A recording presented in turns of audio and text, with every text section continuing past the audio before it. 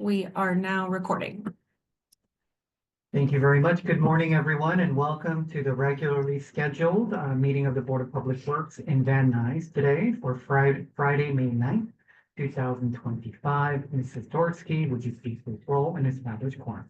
Great. Good morning, everyone. We are joined by President Kang, Vice President Chavez, President Pro Tem Grant, and Commissioner Mitchell. As President Kang said, we are here in Van Nuys, and it is 10 a.m. We're also joined by our City Attorney Representative Adina Hoppenstand, and I'm Devin Zatorsky today. Just want to make one note before we get started. If the commissioners can please very clearly and presenters speak into the microphones when they're speaking, just to pick up the sound, because with the Zoom, we're working on in a different location. So just want to make that clear. But we have a quorum, and we do have general public comment on the Zoom platform, and we have commenters for agenda items on the Zoom platform, and we have no neighborhood council commentary. All right, let's start with the general public comment, which is an opportunity for the public to address the Board of Public Works interest items, and will be provided up to 1 minute per person, up to a cumulative total of 10 minutes for the general public comment segment of each regular meeting. Testimony shall be limited in content to subject matter which are within the jurisdiction of the Board of Public Works. The board may not take any action on any matters discussed during the public comment period. Ms. Zatorsky? Great, we'll go ahead and get started. Jill, you will have 1 minute. Hi, I'm just going to continue on. I called on Wednesday to your meeting. I'm going to continue to say, please do not give any more permits to the Church of Scientology for any kind of events that they have on L. Ron Hubbard Way, because they abuse their permits. They don't follow the law. Just an FYI, there's a law firm that's going to be starting to take up cases that are showing abuse to members that have left the cult. So I'm just going to let you know there's going to be a lot of stuff happening this year, and LA is going to be on the in the spotlight. I'm just warning you that this is going to happen. You may be hearing from people, and that's all I have to say. Bye. Thank you, Speaker. Our next caller is Haggis. Caller Haggis, you will have 1 minute for general public comment. Thank you.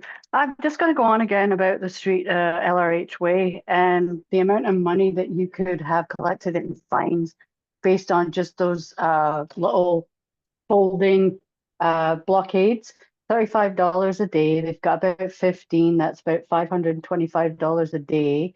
Over a year, that's $191,625. They've probably had those in their possession for about 10 years. So that's almost $2 million just in fines that you probably haven't even enforced on those little plastic blockades that are owned by the city. So I don't understand how you can day in, day out, week in, week out, issue permits. They are in non-compliance with city policy, non-compliance in the rules and regulations of the permits that they already have been issued. They haven't paid the fines for half of the stuff they've done. They had illegal planters on the street, 251 of them. That is time. Where are the fines? Our next caller is Miriam. Miriam, you'll have 1 minute for general public comment.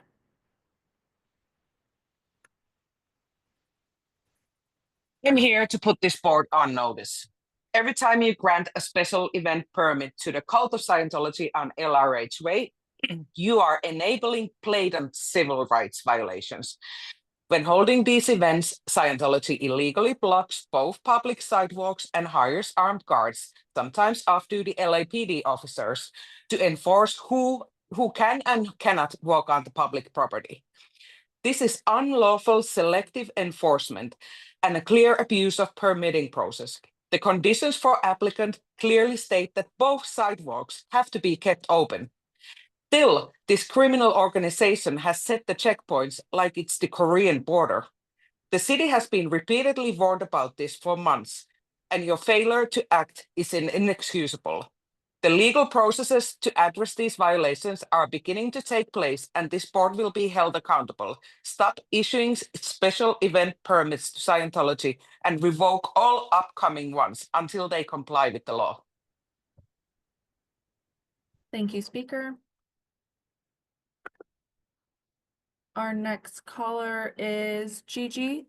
Gigi, you'll have 1 minute for general public comment.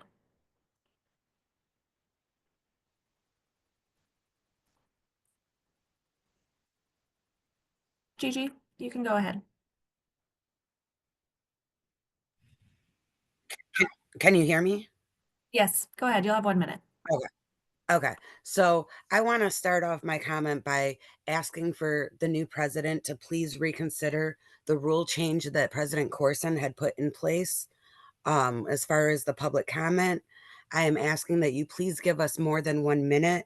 I ask that you revert to how it was before the rule change was implemented and give us the ability to speak for multiple agenda items after the presentation of the item. And I am looking into the legality of how the rule was even changed. And I think that it might be against Brown Act. So please revert the rules back to what they were. Put metered parking onto L. Ron Hubbard, stop the permits, do not give them a street vacation, and just consider the rule change going back to what it was for public comment before. Thank you. Thank you, caller. Our next caller is Carla. Carla, Carla, you will have 1 minute for general public comment. Yes, hello. Can you hear me well? Yes, go ahead. Perfect. Yes, I would like to adhere to all the comments that have been made here before. Apart from the numerous violations of the permits that we have seen over and over again, the last one being the Easter Festival and the last Easter Sunday, that was after they violated the permits. That permit was given, we've seen on camera that was violated again. They had to call the police, it's on record. And now I want to warn you that it's not just by the name of Scientology, and it's not just on L. Ron Hubbard Way. They have other front groups. They have issued a request for a permit for Dianetics events on April 17, and this is on 1404 Catalina Street.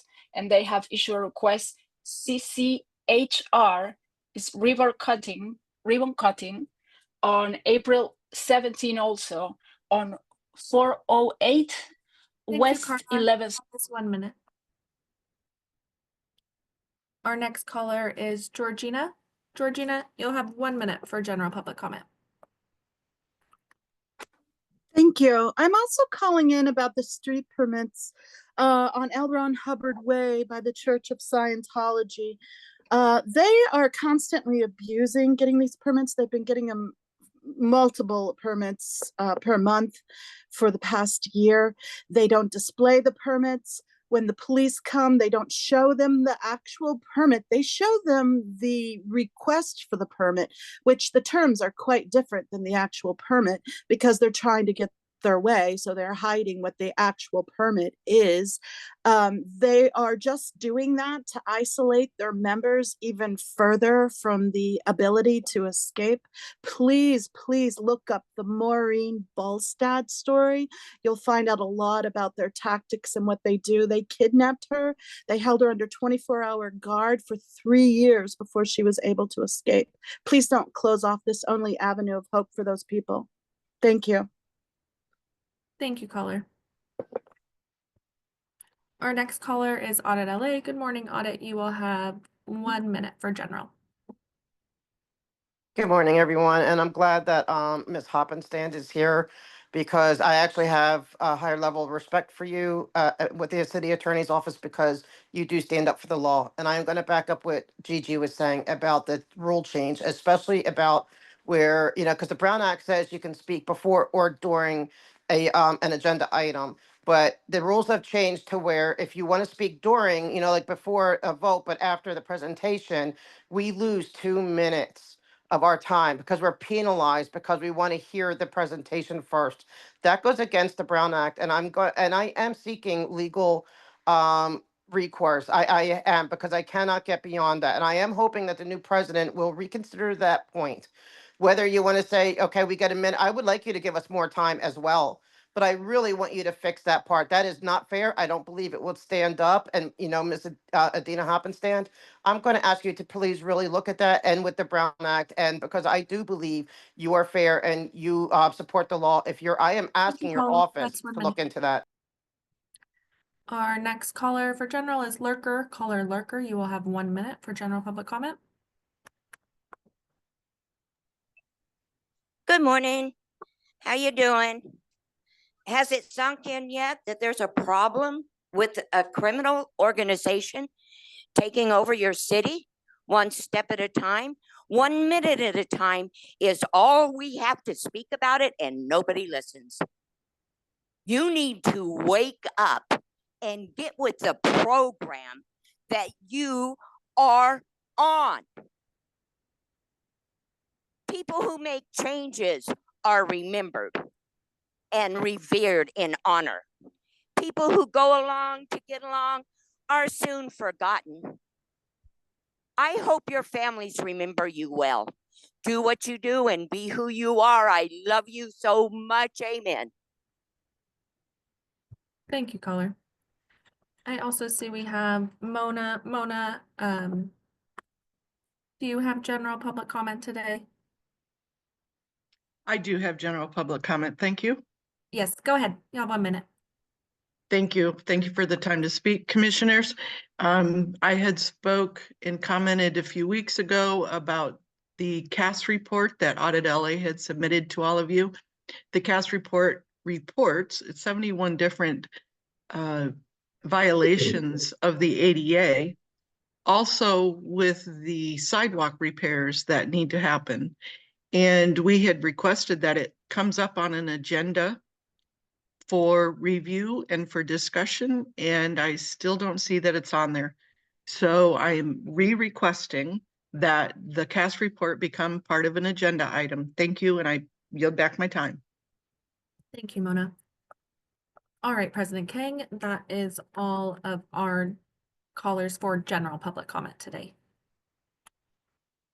Thank you very much. With that, we will close the general public comment portion of today's meeting and move on to multiple agenda item public comment.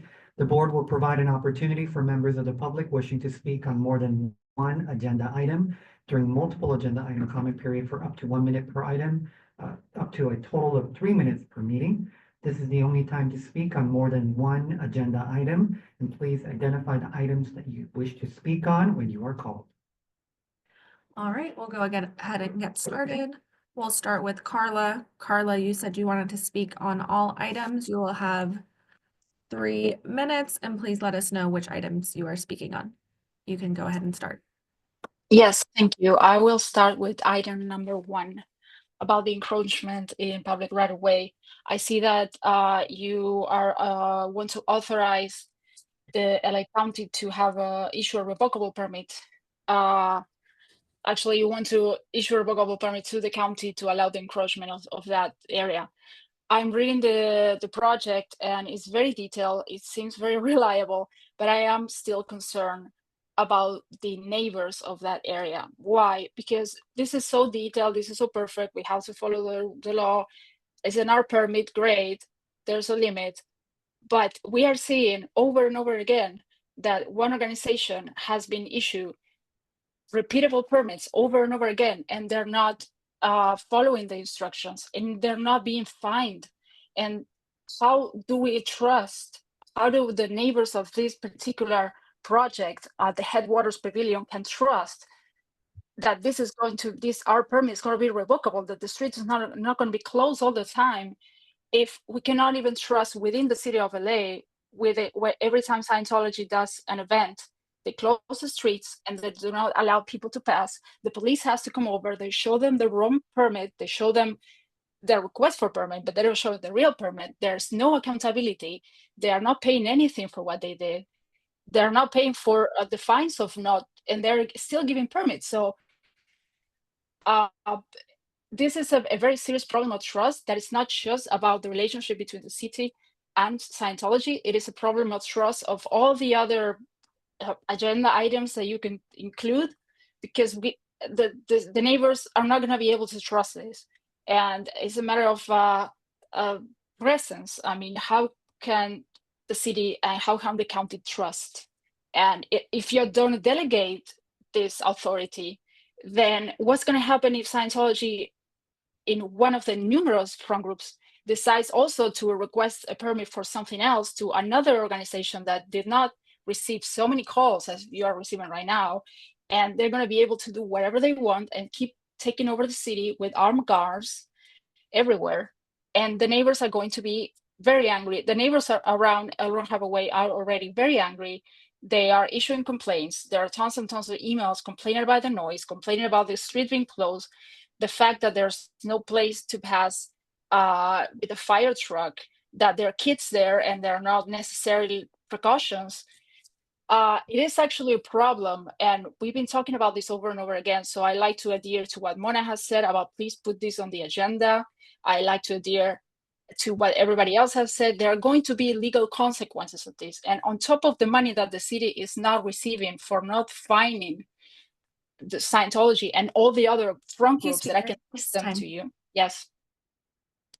All right, our next caller for multiple agenda item is Georgina. Georgina, you mentioned you would like to speak on all items. You will have 3 minutes. Please let us know which items you are speaking on. You can go ahead and unmute yourself. Hi, thank you. Can you hear me? Yes, go ahead. I have a question first that maybe you could answer for me. I know in the Clearwater Public Council meeting, you're allowed to cede your time to another speaker. Is that permissible in this meeting?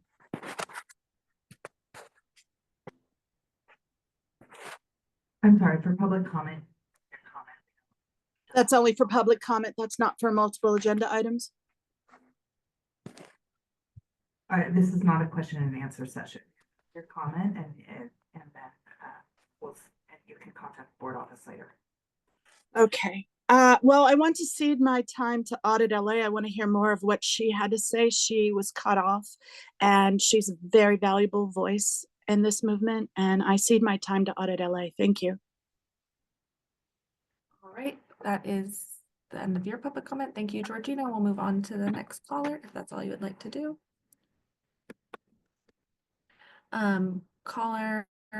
Next we have caller Audit LA. You said you would like to speak. I'll let our city attorney chime in. And before you start, just wanted to make clear that the board rules specify the time allocation, so there isn't this concept of ceding time. But that's just for clarity for the speakers to follow. Great. So with city attorney, then we'll move on to audit. Audit LA, you will have 3 minutes. You mentioned you want to speak on all agenda items, so please let us know which items you're speaking on before. Thank you. You can go ahead and unmute yourself. Thank you. I appreciate Georgina's kind words. I would like to speak on all items. I would like to follow what Carla was talking about on number 1, but I would really prefer to be speaking to it after the presentation. According to Brown Act number 54954.3, I have the right to talk during, not just before, but during. Okay, but here, if I do that and I choose to do my right to do that, I lose 2 minutes. And so I lose my right to speak for those 2 minutes. And I find that unfair. And I believe it's illegal. And and I hope you can reconsider that, if nothing else, when it comes to the timing rules. So I'll speak to it now. I agree, and I back up with what Carla said, that there's not, especially with this budget and all the cuts, and there's going to be so many jobs lost. The city already cannot keep up with monitoring the encroachments, the permits. And so there is a tremendous amount of abuse. We see it consistently. We've been bringing it to you consistently, which is one entity. Can you imagine the whole city worth of entities? You're not equipped to handle it. And so it is not fair for the neighbors to be abused because you guys are not able to stay on top of what needs to do your job, okay? So, and I would like to know more about the encroachments, and I would like to, like I said, comment after they present and be able to ask, maybe I would have more, specific questions. But you guys don't have the resources to handle street permits, encroachments, none of these things. So unless you guys can step up and make sure the neighbors are not being abused by woofers and illegally placed planters and netting and, permits that are not being obeyed, no fire lanes, etc. If you can't do that, then stop doing these things. Okay, when it comes to the street one, I forget what number it is, forgive me, I don't have an agenda with me. I want to know, I've asked for months now, why is L. Ron Hubbard Way really a no parking street? No one from the city can answer that. Not the city attorney's office, not DOT, not LAPD. Nobody has it, council district, nobody has any proof that it is no parking. So I want the streets, that when they're coming up with this report on the streets, I want this included at some point in time in my lifetime, hopefully, whether or not L. Ron Hubbard Way is a no parking street. And if it's not, if it is, if it's not a no parking street by proof, 3 minutes. you got to open it up. All right, just want to check. We have 2 more hands raised. Just want to double check. Gigi, did you have multiple agenda item comments?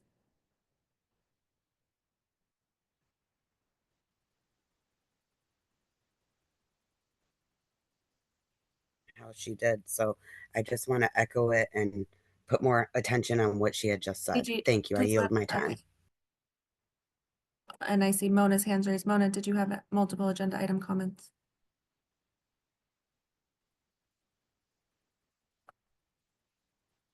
Okay, lower hand. All right, President King, that is the end of our multiple agenda item commentary. Thank you very much. With that, we will close multiple item public comment portion of today's meeting, and we will move forward with the approval of minutes on Monday, April 30th, 2025. Is there a second to my motion to approve the minutes on Monday, April 30th, 2025? Second. There's a first from myself and a second from Commissioner Mitchell. Great, we'll take the roll call starting with you, President King. Aye. Vice President Chavez. Aye. President Pro Tem Grant. Aye. And Commissioner Mitchell. Aye. Wonderful, all ayes. The item is adopted and carries forthwith. All right, we'll move on with our agenda. First with presentation, we have a representative from Council District 3 with the Councilmember Bob Blumenfield, Steve Jaramillo. For item number 1. Item number 1.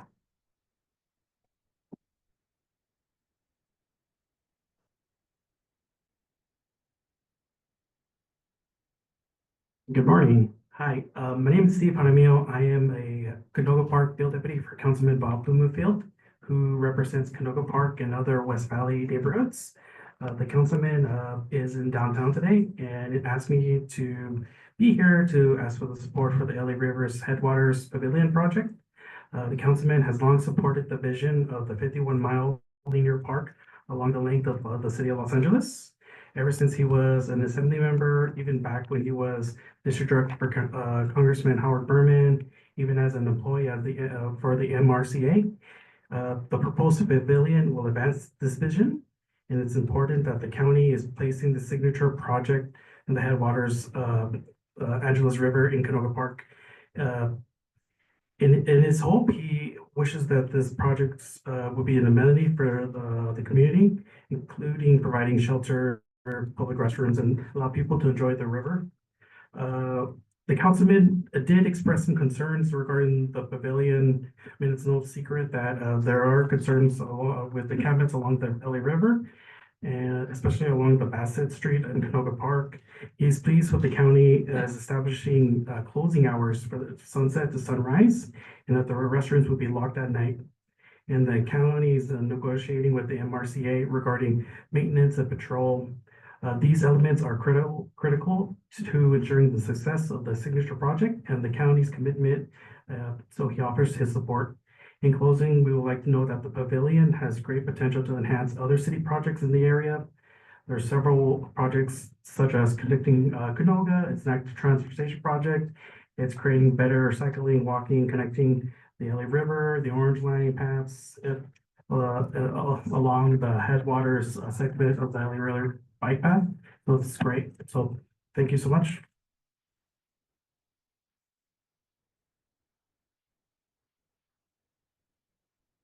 Thank you very much. For the record, item number 1 is memorandum of understanding encroachment in public right-of-way headwaters pavilion structure project. So we have additional speakers.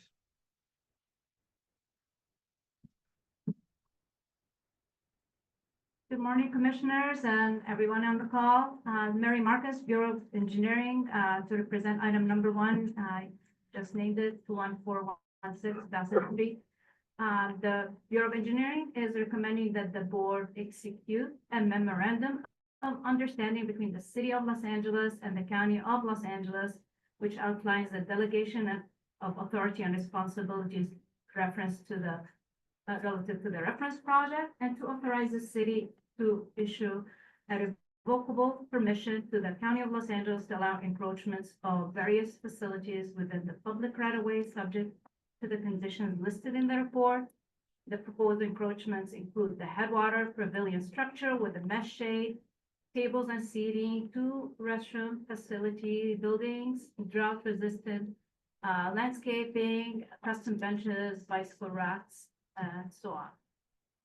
The conditions of the revocable permit are outlined in the report. The first condition is to execute the MOU reference for the county to provide insurance, proof of insurance, to execute a waiver of damages, to pay the sewer facilities fees, and to have the design, construction, and inspection of public improvements associated with the proposed headwater pavilion structure, comply with the construction B permit procedures. For your information, the B permit plans have been approved. The construction will be pending the approval of this board report and issuing the R permit. A little background about the project. The headwater pavilion project is located in Canoga Park neighborhood. At the headwaters of the LA River. It's approximately mile 51 of the LA River. And it's the first project of the headwater bigger project, which is part of the LA master plan. It's expected to be one of many pavilion structures to provide areas of rest as well as recreation along the river. And they're expected to build over the next 25 years. Site selections were based on detailed assessments of the neighborhoods along the entire 51 miles of the LA River. It considered open space and access to park, air, and stormwater quality, community amenities, etc. And as mentioned by the council member representative, it will provide a focal point for the community and amenities associated with the LA River. It will include 700 square foot shaded structure, table and seating, restroom and drinking water facilities, drought resistant landscaping surrounding the entryway to the LA River and associated greenway bike path. A significant part of this project is proposed within the City of LA right-of-way, including Alabama Street, Taper Street. If you reference the next page, has a figure number 2, shows a rendering of the encroachment. You see the green line is separating the private lots from the public right-of-way. The maintenance of the pavilion structure and landscape improvements will be the responsibility of the LA County.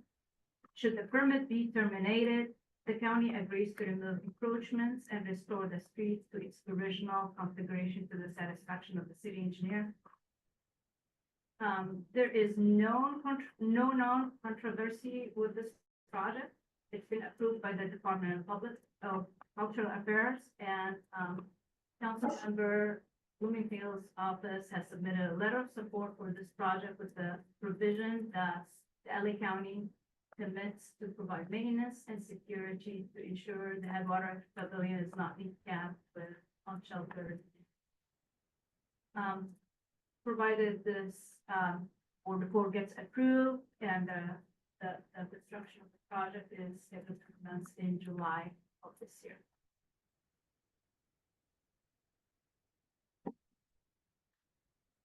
All right, so thank you very much. Is there any public comment related to item number 1? No, we have no commenters on the line. Okay. Turning to fellow commissioners, do you have any comments, questions, or feedback? I think this will be an exciting project for CD3, so thank you very much. With that, is there a motion and a second? So moved. All right. The motion has been presented by President Pro Tem Grant and seconded by Commissioner Mitchell. Great. We will start the roll call, starting with you, President King, Aye. Vice President Chavez, Aye. President Pro Tem Grant, Aye. and Commissioner Mitchell. Wonderful. All items. The item is adopted and carries forthwith. Thank you very much. Moving on to item number 2. Updates from the Office of Community Beautification will be continued to Friday, May 16th, 2025. And moving on to item number 3, we have our Bureau Heads update, and we have Ms. Barbara Romero from Sanitation. Welcome. Good morning, Commissioners. Good to see you here in the Valley. I am here to give you, I'm the General Manager, the Director and General Manager of Valley Sanitation and Environment. And I'm here to give you a couple updates on the latest, what's going on in sanitation. I think I have 20 minutes. So you can cut me off at any time because there's a lot to share with you. So for sake of time, please let me know. So first, last night, we were at Budget and Finance. Budget and Finance ended last night at 9:30 p.m. And we were, I think we are at this point faring well, considering the circumstances. As some of you have heard, we have in the current proposed budget, there's 230 positions proposed to be eliminated. Of those, 196 are in livability services, which is our division that focuses on encampment cleanups and illegal dumping programs, primarily the two that are featured programs amongst that. But we also had some proposed cuts in key environmental programs, and that was our watershed protection division, and included our low impact development division, and cleanup, green up, our brownfields program, and also our biodiversity, healthy soils, and our climate action plan. In the recommendations from the CAO and council concurred to get report backs to see if they find any money. I think the low impact development and the watershed protection were approved on consent. So we're happy with that, because that those are the people on the watershed protection side are the folks who help plan and implement our MS4 permit for water quality. So those are critical for positions that we really are essential for us to do our work. But on the livability side, there's a couple things I think are important to highlight here. You know, depending on how much revenue is that they can find and identify for restoring some positions, it's clear that council wants to restore the program, and they have asked, they had originally asked to for the CAO to look at restoring the entire program, not just the positions, but the contracting funding, and along with it, the CAO recommended for proposed realignment that we recommended, knowing the fiscal situation we're in, which is the realignment would provide 15 Care Plus teams, one per council district, one to focus on Skid Row, one to focus to be a shared team between the coastal team and the Grand Avenue team. And then, and so those teams would be the primary teams, we would have to eliminate our mobile hygiene units. We would have to eliminate the teams that were working in our ABH sites. And we would have to also eliminate kind of on our legal dumping side, it would eliminate the 7-day-a-week operation that we currently have. And we currently have 2 shifts starting from 6:30 to 11. That would go down to kind of like a 9 to 5 shift during the day and 5 days a week. So what we are hoping happens is that with the realignment, that we get that, but we also propose an additional like option A, and the option A would be adding the established, in order to restore as many positions, we propose a hybrid illegal dumping teams. And Commissioner Kang got to see some of this in our the strike team pilot program that we did. We started last November and ended, earlier this year. So we are using the experience we learned that to create hybrid teams that would about 16 teams that would also include environmental compliance inspectors with the teams to be able to address proactively a lot of the litter and debris out in the city if the city cannot find enough funding to restore all the Care Plus teams that we're currently operating. This could be an interim approach because it does a couple things. It restores more positions, and it reduces our reliance on contractor work. And it also keeps the people onboarded on staff. So when we do find money, when there is some money available, the staff can be then redeployed back to the additional Care Plus team versus laying off these critical frontline staff. And then when money becomes available, then it's another 9 months to a year before we can ramp up. So the Budget and Finance was supportive of that approach, that it would be a more versatile teams. And we think that this is a good bridge for many reasons, and it's also more economical. So we're hoping that they can find the resources to do that.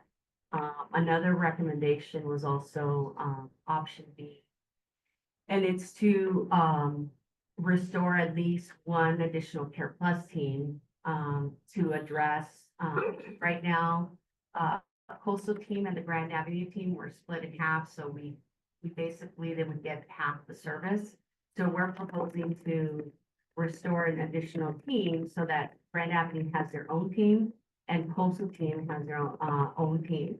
And you would think that this would just be benefiting, the council districts that are in that area, which is CD11 and CD9.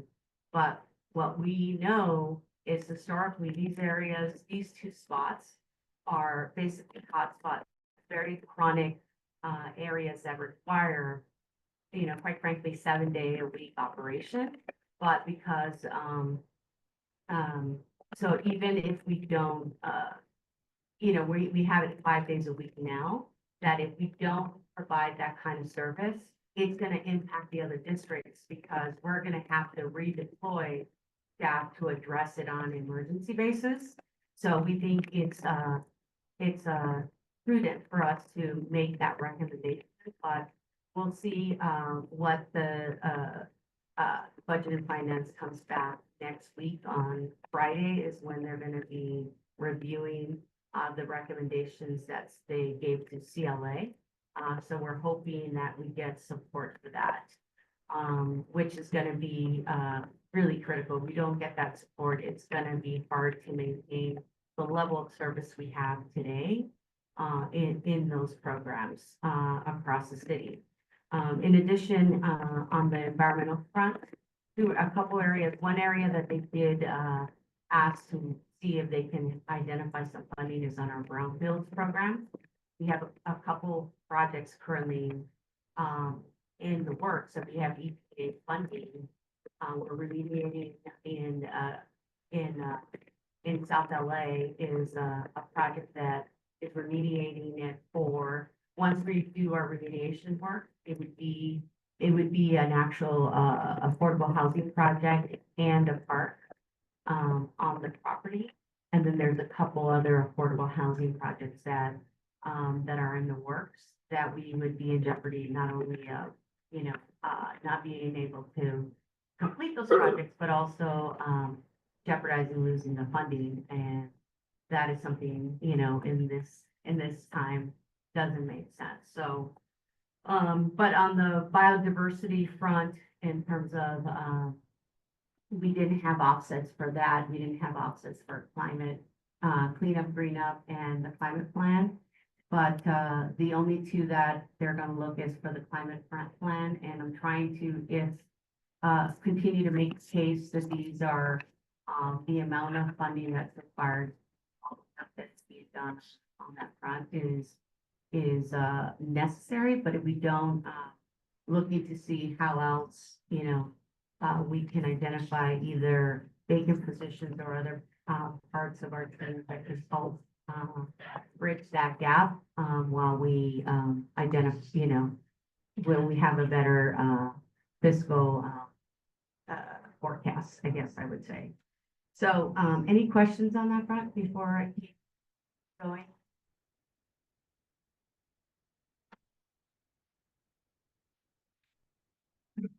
Well, I'm impressed the way you're able to navigate between everything that's going on, at the same time hold all these different projects together. Well, one area of concern, and I don't know if you could just your thoughts on this, balancing between cleaning the areas in our neighborhoods and at the same time providing opportunity for those who are sheltered to clean themselves, mobile hygiene in particular. And I know that's at this point on the table to cut. What's your thoughts about that and the prospects of bringing another angle or way of some sort of restoring it? And that's a good question, Commissioner. I think one of the ways that the mobile hygiene unit is, we do have the actual equipment, and 5 Keys is actually our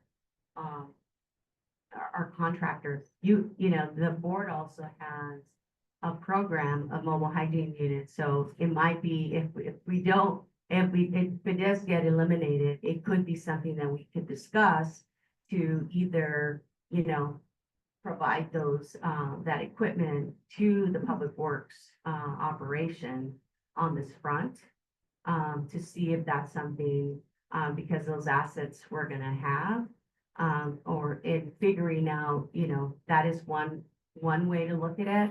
And another front is talking to some of the nonprofits who maybe might be able, to take it over if in fact we cannot, it doesn't move forward. So that's something that we, at this point, my priority is trying to restore as many positions first, and then figuring out what projects we can resuscitate or keep bridge through different mechanisms. So if you have any thoughts and ideas, once we get to in June, when we'll really know what's gonna happen, the outcome of all these discussions, I think it'll be important to hear from all of you if you have any thoughts on how to continue providing those services, even if we can't do it ourselves. Both of those potential, I think, that you laid out makes sense. I know though, for the other ones that the Public Works, those trailers, I think, have a year left of life. They need repair, so maybe some bridge hybrid between the two. But obviously, the best solution would be to restore completely everything that you have now, to provide more opportunities for those to take advantage of the shelter. Thank you, yes. Okay. Any other questions, or I'll continue updating on a couple of their programs. So another thing that I have not really talked about, I think, with this group is our plastics program. You know, we've been working on reducing single-use plastic waste in the city of LA, and we're the lead agency in a comprehensive plan plastic reduction program that was developed by the city of Los Angeles. As you all know, plastic waste is harmful to the environment, to marine life, and to human health. So we are currently in the process. We had a certification of comprehensive plastic reduction environmental plan that was completed in October of last year. And so we have a city blanket CEQA for all our different plastic reduction measures that were approved by city council at this point. But there's 3 that are moving forward that I just like to briefly share with you. It's the ban on single-use print cartridges, reusable footwear for dine-in, and recyclable, compostable, single-use takeout foodware. And the printer cartridge ban has completed full technical stakeholder review, and the 2 foodware ordinances are in the final outreach phase at this point, and they're going to be considered in city council in sometime this year in 2025. So we've have convened like multilateral industry roundtables, and we've deployed technical surveys, hosted 8 public workshops, 6 for small businesses, and maintain some feedback from bilingual and accessible communities to refine our ordinance language. And we've had actually direct engagement with over 600 food service establishments within the cleanup, green up communities of South LA, Wilmington, Pacoima, and Boyle Heights. And we also have had 120 of those have converted to reusable foodware. So it's just by informing them of what we want to do before it becomes a requirement. We've had 120 facilities, food service establishments convert into that. So that's a definite success.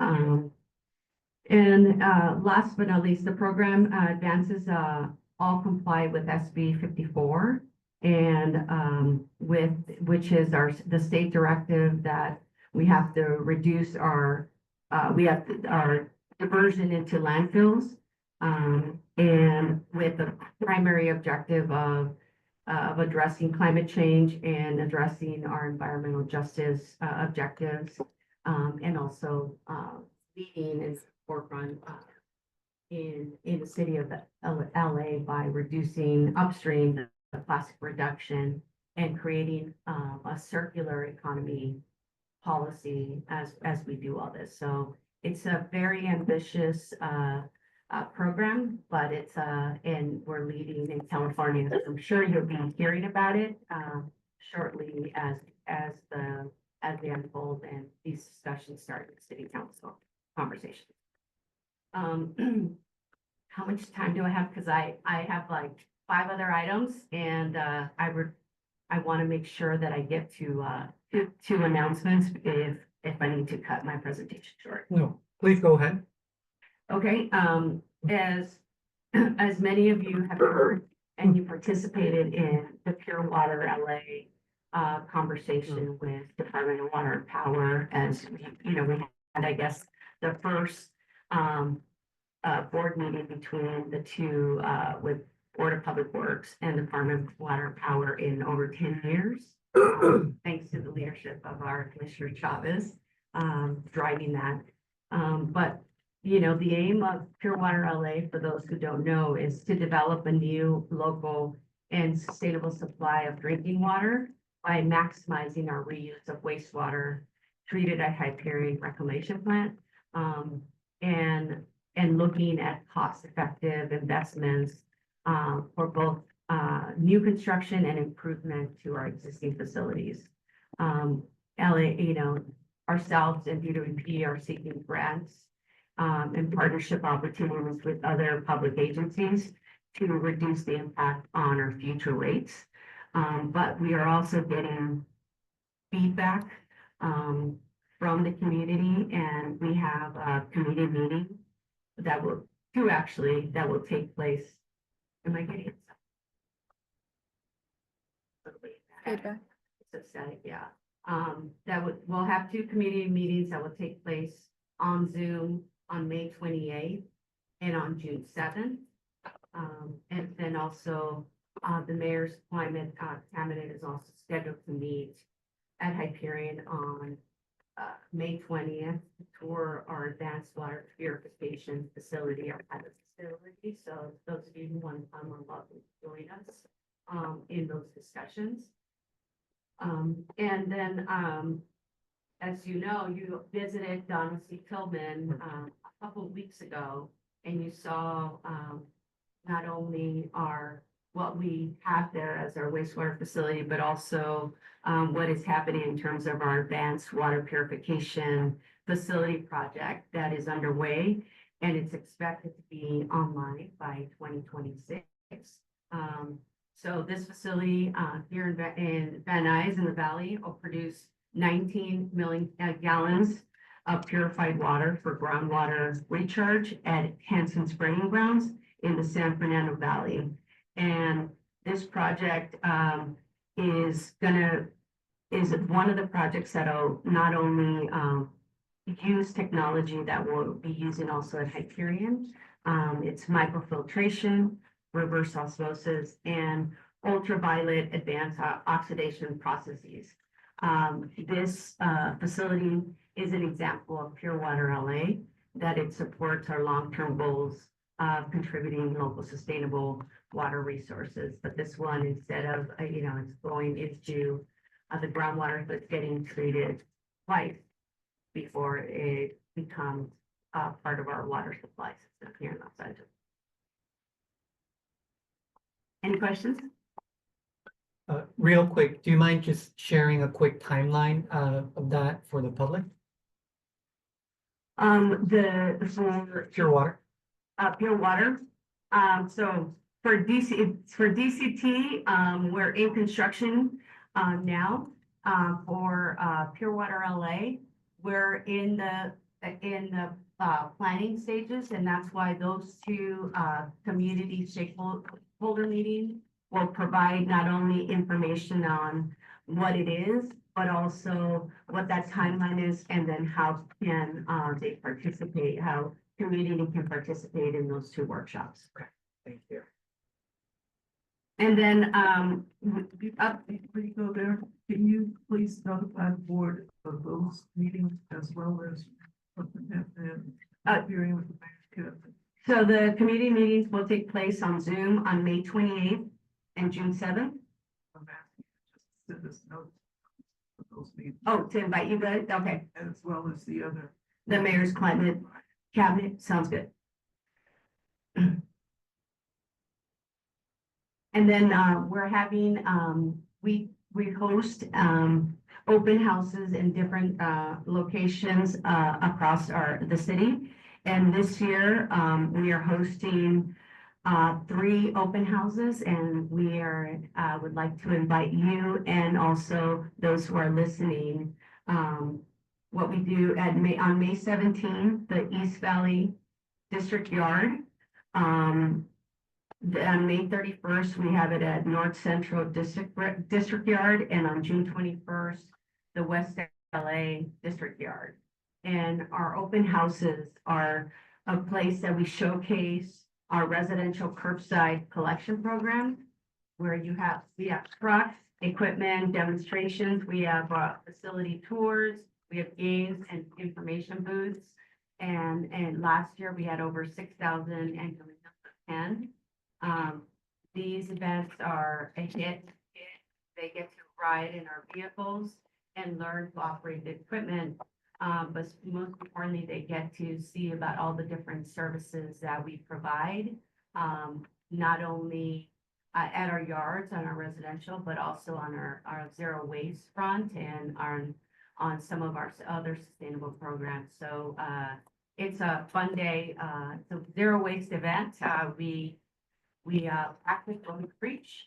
So it's a place also we encourage you to come out and join us, and those who are listening, to bring your families to join us on those 3 days at open houses. And one is in the Valley, one is in Northeast Los Angeles, and the other one is in West LA this year. Typically, we usually have them in all our yards, but just because of the fiscal situation, we limit it to Pittsburgh.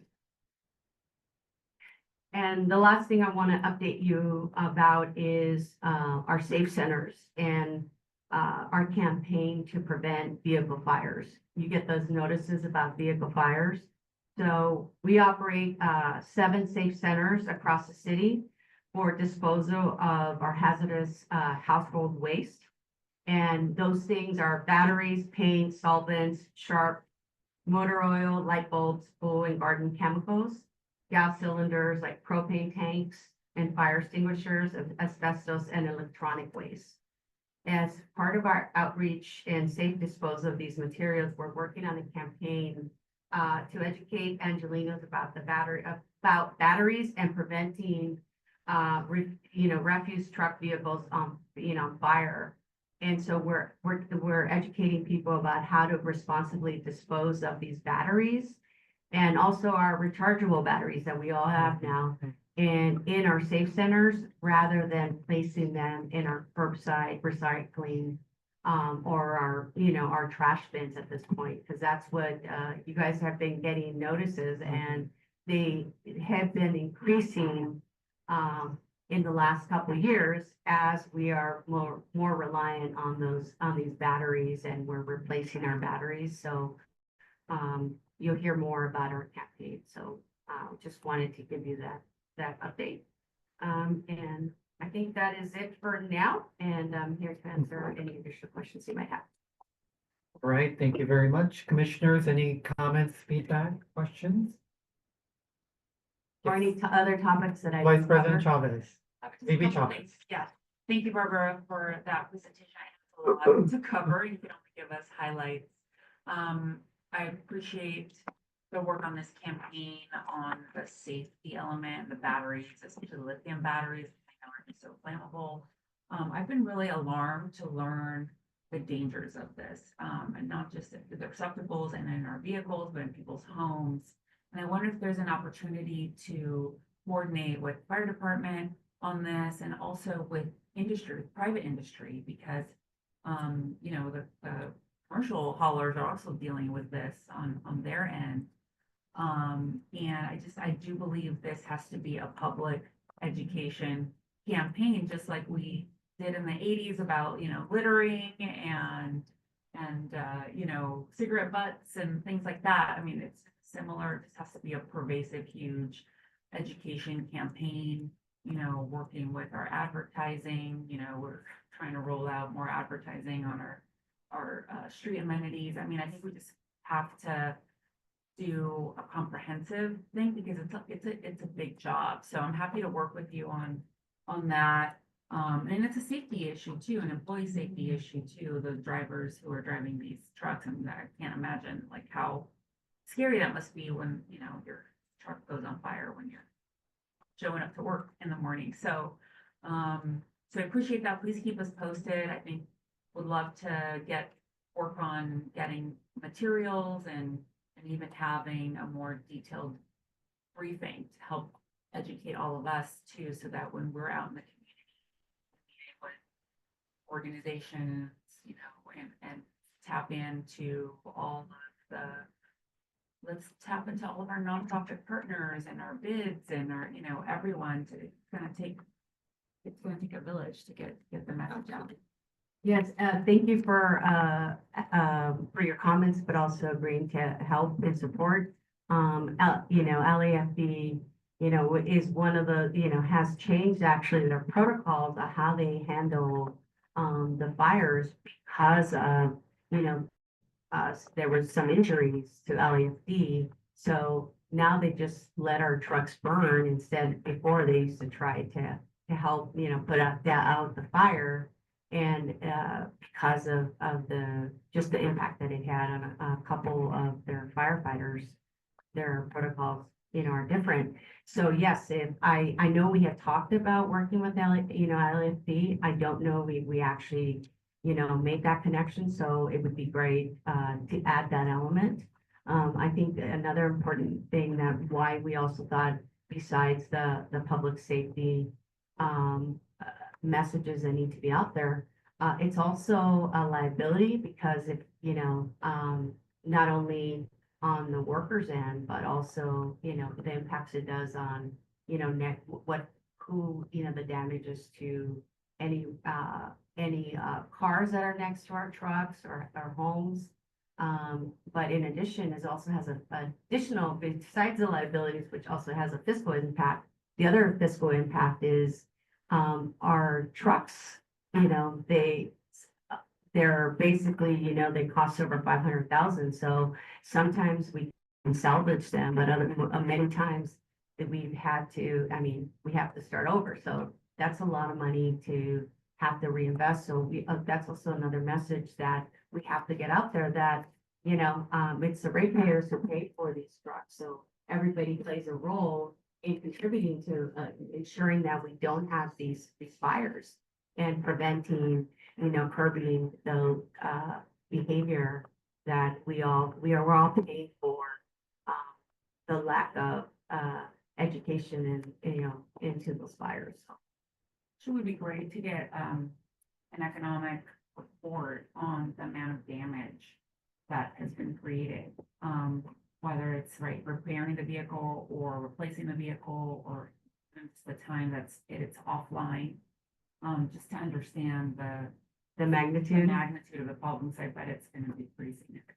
Yeah, and so when you get those notices from us, that if it's in, we try to put it in the email, whether it was, in the body or, it was, so then if it was a lithium, where it started. But now we know, because we had some experts look into this because we are having too many of these fires. To how do we mitigate?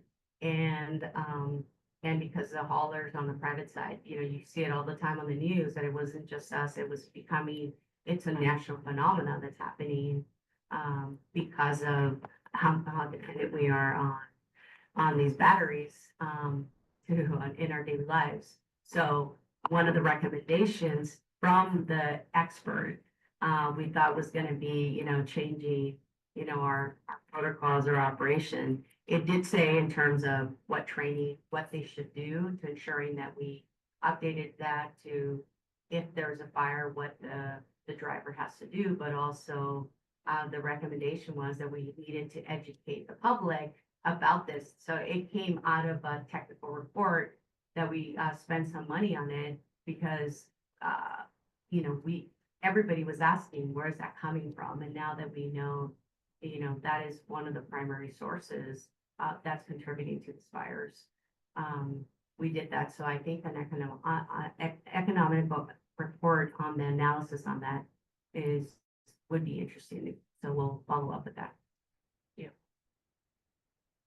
Now, real quick, can you briefly tell us about organics? I know there's different types of outreach being planned.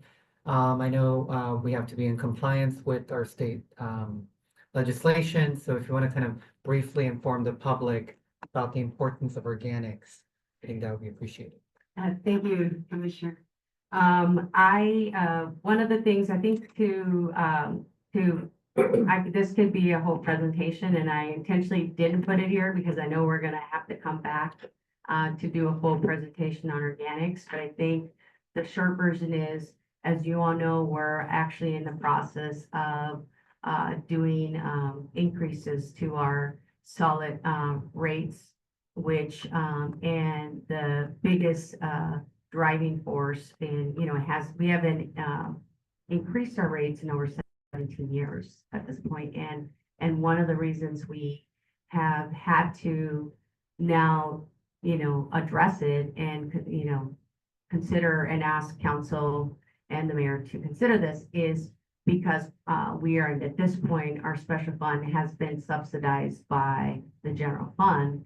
And it's because of SB 1383, because now it is a requirement that every household has to have a green bin and has to separate their food waste so that we can reduce our reliance, our diversion from landfills, because studies were done that the biggest percentage of waste that was in landfill is food waste. So this is the number one vehicle that at the state, it's a mandate that all cities have to have this as a requirement, as a compliance measure.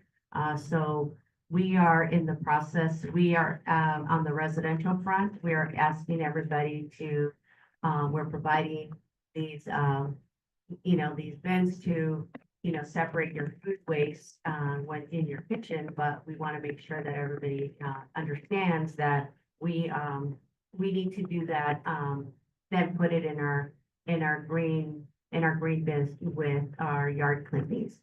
But when we were talking, what I would like to say is when we're talking about one of the mechanisms to educate people about organics is, and I had it on my thing, was Professor Green. Some of you, Commissioner Mitchell has already was out at Earth Day when we had Professor Green out for the first time. And Professor Green is basically an AI chatbot available through a pilot program that we're doing right now that is currently running in South LA, Porter Northridge, and Watts. And what this is, if you have any questions about what goes in your green bin, you can ask our expert, which is Professor Green. And this can answer any questions about organics, food waste, and the green bin. And it speaks English, Spanish, Korean, Tagalog, Ethiopian, and Armenian. And it could tell you when and where to attend a home composting workshop and give you tips on keeping your kitchen pails clean. But you can pose your questions at any time, also on our website at lacitysand.org /organics.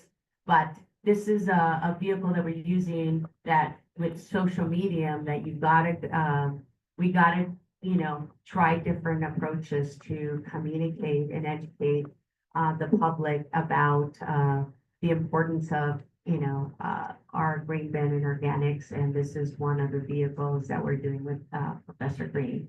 So if you haven't actually looked him up, he is adorable. And whenever you have an event, if you want him to join you, he can go out with you and you could see, you could use it firsthand with community. And I actually, with Commissioner Mitchell, we demonstrated it with Mayor Bass and Council President, where, we scanned it and typed a question and, in seconds, it gave you the answer. So it's a really fun outreach tool that we're using to inform people about organics. All right, thank you very much. Any last minute questions or comments? Okay, with that, thank you very much. Thank you. And moving on to item number 4, a status update on major upcoming street improvements from the Bureau of Street Services.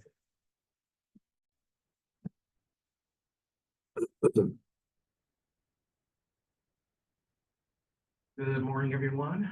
President Kang, Vice President Chavez, Commissioner Mitchell, Commissioner Grant. It's great to see you again. It's great to be in your presence.